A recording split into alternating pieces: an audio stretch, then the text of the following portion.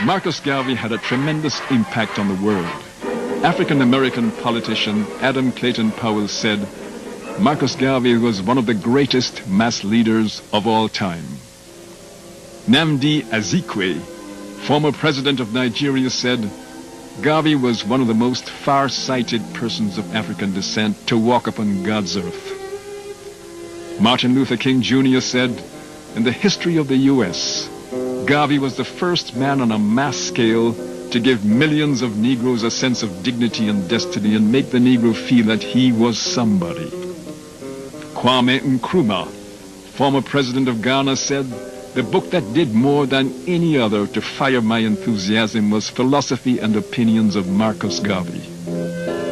Jomo Kenyatta, former president of Kenya, said, in 1921, Kenyan nationalists, unable to read, would gather round a reader of Garvey's newspaper and listen to an article 2 or 3 times, then run various ways through the forest to repeat carefully what they had memorized to Africans, hungry for some doctrine which lifted them from the servile consciousness in which Africa lived.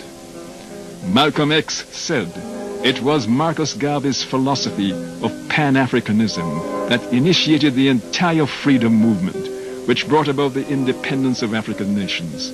All the freedom movements in America were initiated by the work and teachings of Marcus Garvey. C.L.R. James said, he started us off.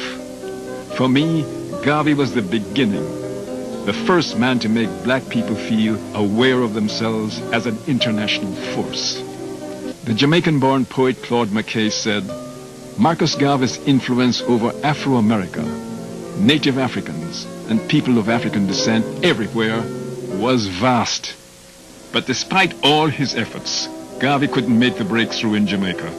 He went to England in 1935 and died there in 1940. His body was brought back to Jamaica in 1964 and reburied at National Heroes Park, where he was made a national hero. The mission of Marcus Garvey was presented by the Friends of Liberty Hall and the Ministry of Education and Culture.